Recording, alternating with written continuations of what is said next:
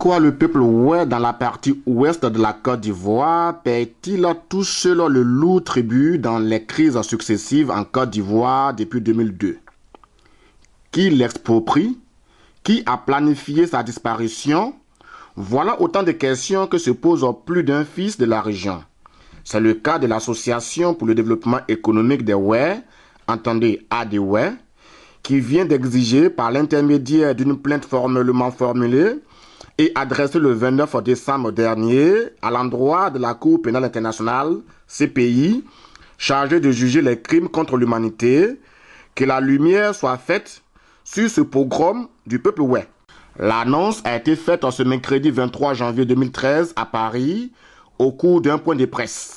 Ce matin, à la Maison de l'Afrique, dans le 5e arrondissement de Paris, pour vous parler de la crise ivoirienne. Et pendant cette crise, comme vous le savez, il y a eu beaucoup de choses, particulièrement dans le pays ouai. Il y a eu des massacres, des tueries, des personnes qui malheureusement ont perdu leur vie. Donc avant de vous présenter les participants à cette conférence de presse, je vous prie, Madame et Messieurs, d'observer une minute de silence en l'honneur de nos morts.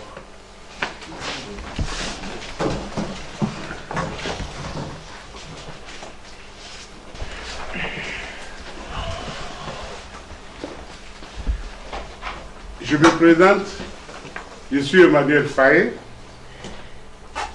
et ce matin, j'ai l'honneur de vous présenter la première conférence de presse de l'association ADOUai. Et donc, mesdames et messieurs, cette association qui est née à la suite des événements dont je vous ai parlé premièrement, a beaucoup de choses à vous entretenir ce matin. Mais bien avant, je vous présente les dirigeants de cette association. J'ai à ma droite M. Armand Zaon, président de cette association. À ma gauche, M. Déo Niquez, le vice-président. Et il y a d'autres membres aussi qui sont dans la salle. Mais il y a une personne particulièrement importante que je tiens à vous présenter. C'est le maître Kenneth Felio, avocat au barreau de Bruxelles. Il est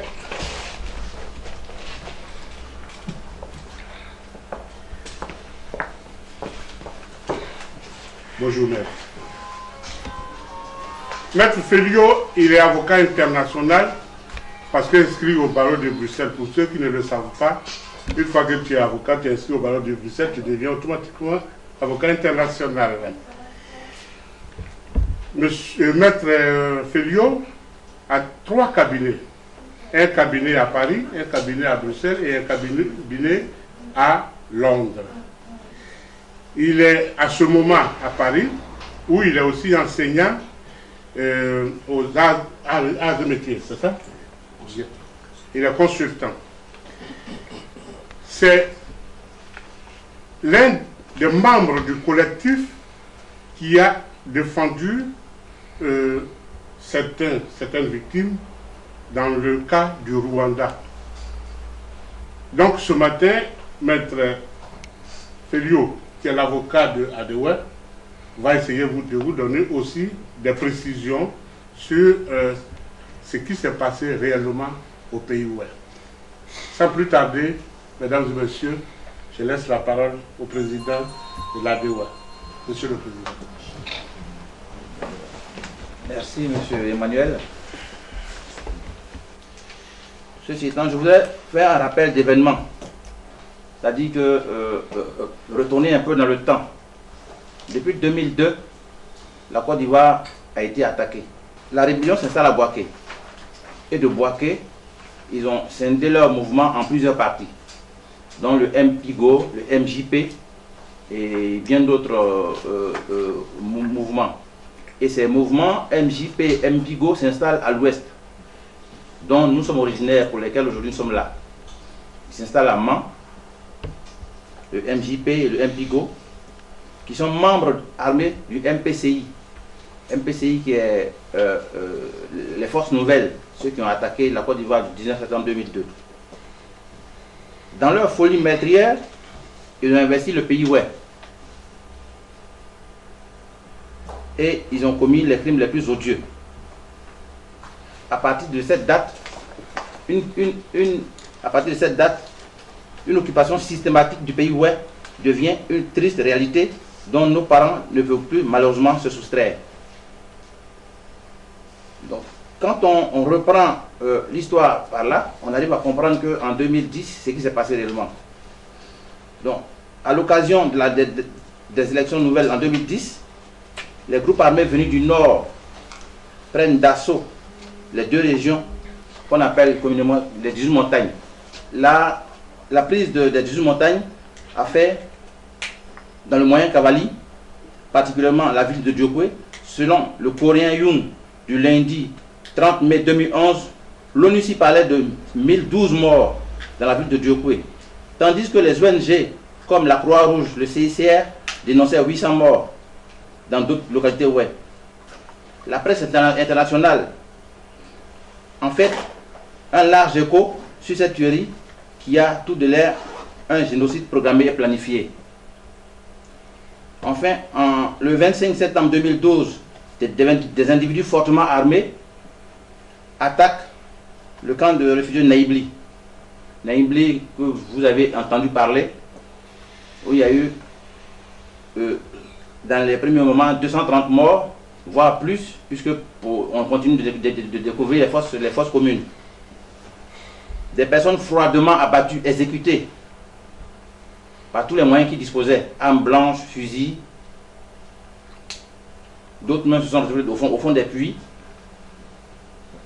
Donc, ceci nous amène aujourd'hui à réfléchir, à penser, à se poser des questions.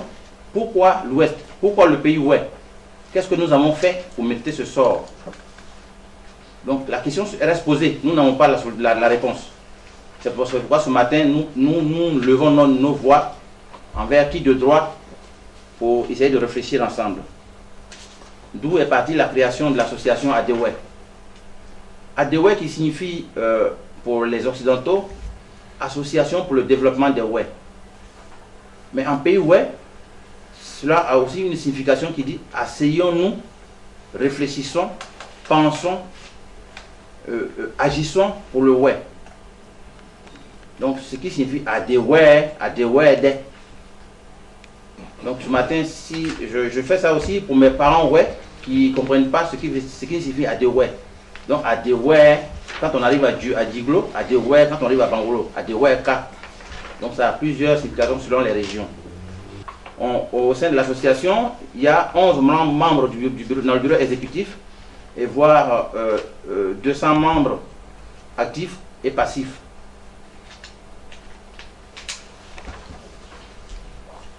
Le peuple ouest aujourd'hui, dans sa diversité, sa situation géographique, je dirais, compte aujourd'hui 7 à 8 départements. 8 départements, dont Bangolo, Blolequin, Diokwe, Fakobli, Djiglo, Kwibli, Taï, Toulepleu, et de nombreuses sous-préfectures. Vous savez, avant l'arrivée du colon, ceux qui nous ont colonisés, le peuple ouest s'étendait au-delà de la frontière ivoirienne.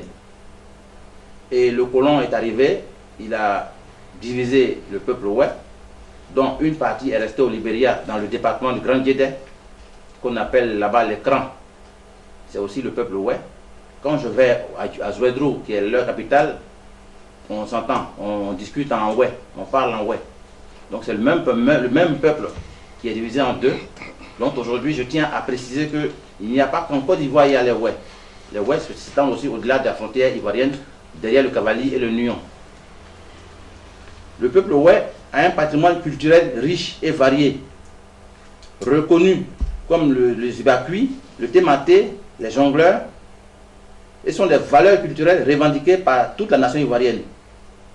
Les particularités des ouest, en leur générosité légendaire. Il faudrait que je m'attarde un peu 2 minutes dessus, parce que le Wè est l'homme le plus hospitalier de la Côte d'Ivoire. Quand vous arrivez sur le Wè à 1h du matin, avant 1h30 du matin, vous avez à manger, vous avez à boire, vous savez où dormir. Donc il faudrait qu'on précise, qu'on insiste là-dessus, parce que le Wè est généreux, il est hospitalier. Et c'est aussi une faiblesse du Wè, parce que trop hospitalier, très, je dirais, s'occuper de son hôte est aussi un problème pour le Wè. Il s'oublie dans ce qu'il fait. Il se donne à son hôte. Donc voilà l'explication que je donne sur ce peuple aussi gentil, travailleur, qui ne demande qu'à vivre. Donc, cependant, le sol et le sous-sol du pays Wè est très riche. Le sous-sol, on a le fer, la bauxite, le manganèse, de l'or, du diamant. Et le sol lui-même en question, on est producteur de cacao.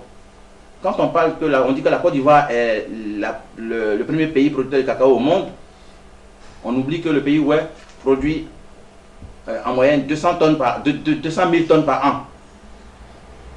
Le pays Wè seulement. Donc, d'où la région, elle est très importante. Après le cacao, on a le café, l'hévéaculture. Le Wè est producteur de riz, de bananes. Le riz, on produit 200 tonnes de riz par an en pays Wè. 200 000 tonnes de riz par an en pays Wè.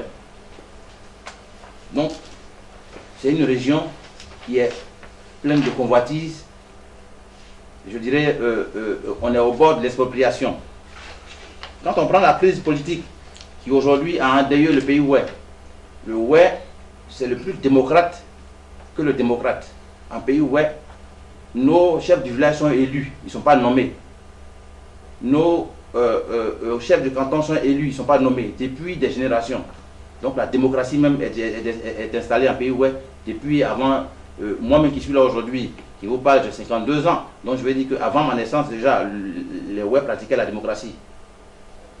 Donc quand on parle de ces éléments, je dis la crise politique aujourd'hui, les agressions systématiques pour des raisons politiques inavouées, les premiers éléments des rebelles recrutés, ça et là, en Sierra Leone et au Libéria, les 2 pays qui venaient juste de sortir de la guerre, sanguinaire, meurtrière, par des mouvements comme aujourd'hui on le dénonce, le MJP, le MPIGO se sont installés dans la région et ils ont créé d'autres mouvements. Ils ont créé d'autres mouvements rebelles qui siègent aujourd'hui dans les différentes parties de la région, telles que le Mont Peko, la forêt de Sio, Gwendébé, et comment s'appelle là, la forêt de Taï, qui est un patrimoine mondial reconnu à l'UNESCO, aujourd'hui qui est exploité par ces belligérants. Donc je voudrais seulement vous faire part de ces informations qu'on dispose et que le Wè est en train de disparaître ou va disparaître si nous ne faisons rien. Pour Maître Felimo Kenneth, avocat au barreau de Bruxelles et spécialiste des questions de génocide, le cas Wè n'est pas différent des autres cas de génocide ou encore de crimes contre l'humanité. Que les Wè ne sont pas du tout dans une idée de se désolidariser de l'État ivoirien. Les Wè sont plus que jamais ivoiriens et c'est parce que l'État n'a pas été capable de les protéger qu'ils utilisent un moyen juridique qui est donné justement à tous les peuples autochtones qui sont fragilisés au sein de leur propre entité étatique de porter leur plainte devant la Cour pénale internationale. Donc il n'y a ni une volonté politique de scission avec la Côte d'Ivoire, bien au contraire.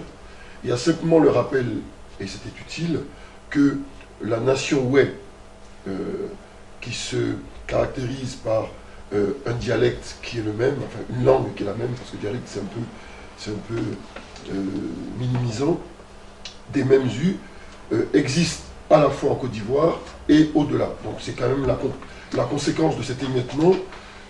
La conséquence de cet émiettement est due donc à la conférence de Berlin qui a fabriqué les frontières artificielles, et aujourd'hui encore, ce sont les mêmes qui en paient le prix. Mais pour revenir au problème des Wé, c'est un problème qui date donc d'avant 2002, mais qui se précise à partir de 2002, et qui commence par se préciser parce que les terres des Wé sont extrêmement fertiles, qu'elles attirent les convoitises, et qu'encore une fois, parce que l'État n'est pas capable d'organiser une organisation cadastrale précise, il y a des appétits très clairs qui se mettent en jeu et qui ont chaque fois permis de comprendre les politiques de dépeuplement de cette région au profit de groupes de population plus fortes politiquement qui ont exproprié donc, les Wé à des fins d'exploitation du pétrole parce qu'il y avait pour enjeu le contrôle de la filière cacao. Donc encore une fois, nous nous retrouvons à peu près dans le même drame des matières premières qui ont fait qu'au Libéria, on a parlé de blood diamonds, donc les diamants de sang, et donc on se retrouve dans à peu près le même scénario par rapport au cacao, mais encore une fois, ce sont les populations civiles, et j'insiste là-dessus, parce que c'est important pour les incriminations pénales, ce sont les populations civiles qui en paient le prix.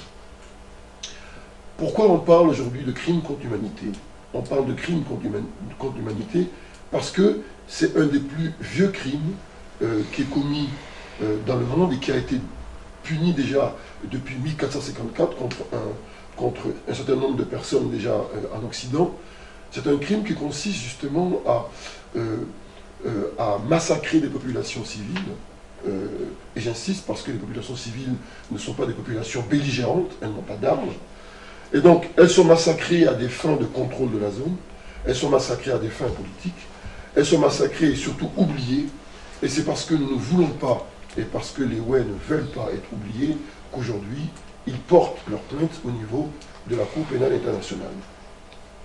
Il faut quand même rappeler que la Côte d'Ivoire n'est pas encore partie au statut de Rome, mais elle en a fait largement la demande, que la demande, le 18 avril 2003, a été consacrée par le ministre de la Justice et le ministre des Affaires étrangères, que la présidence de la République, à la personne de Alassane Dramane Ouattara, l'a confirmé le 14 décembre 2010 et le 3 mai 2011, et que le 3 octobre 2011, la Chambre préliminaire 3 a autorisé donc le procureur à ouvrir une enquête au niveau des crimes présumés relevant de la compétence de la Cour. Simplement, il y a eu une délimitation de la période, donc puisque les autorités ivoiriennes actuelles ont souhaité que les investigations ne commencent qu'à partir du 28 novembre 2010, mais heureusement pour nous, le 22 février 2012, la Chambre préliminaire 3, donc cette même chambre qui a été saisie, a décidé d'élargir son autorisation d'enquêter sur la situation en Côte d'Ivoire pour inclure les crimes relevant de sa compétence qui ont été commis entre le 19 septembre 2002 et le 28 novembre 2010. Alors, dans notre plainte, évidemment, nous avons élargi notre demande puisque nous partons de 2002 jusqu'à aujourd'hui.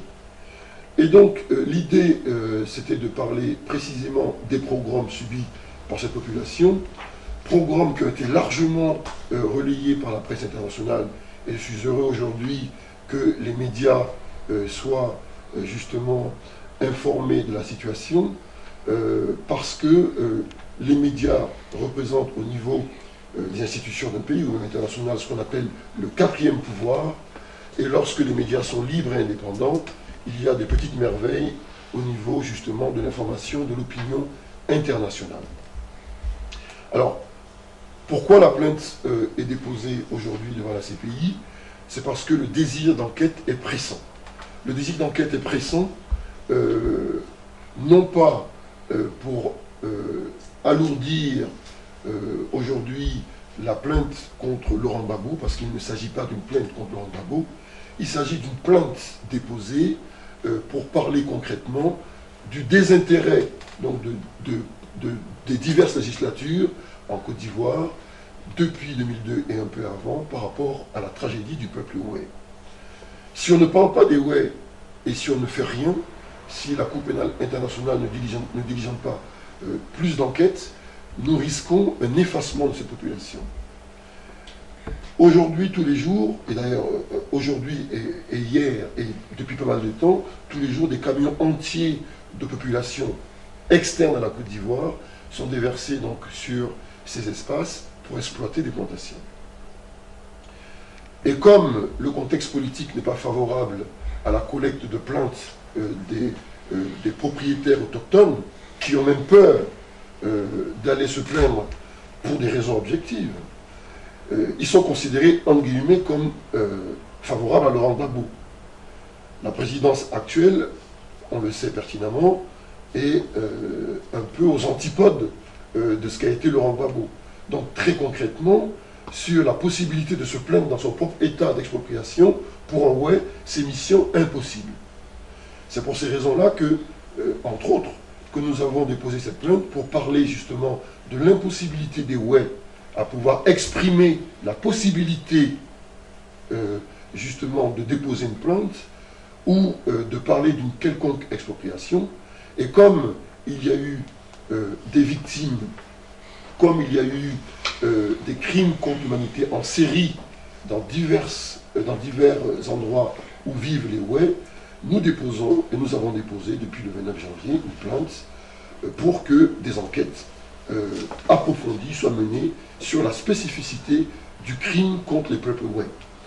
Dans un deuxième temps, nous allons nous fonder sur les droits des peuples autochtones pour parler des expropriations foncières, parce que c'est la deuxième partie du dossier, mais ce n'est pas l'objet de la conférence de presse de ce jour. Pour l'heure, une plainte a été déposée.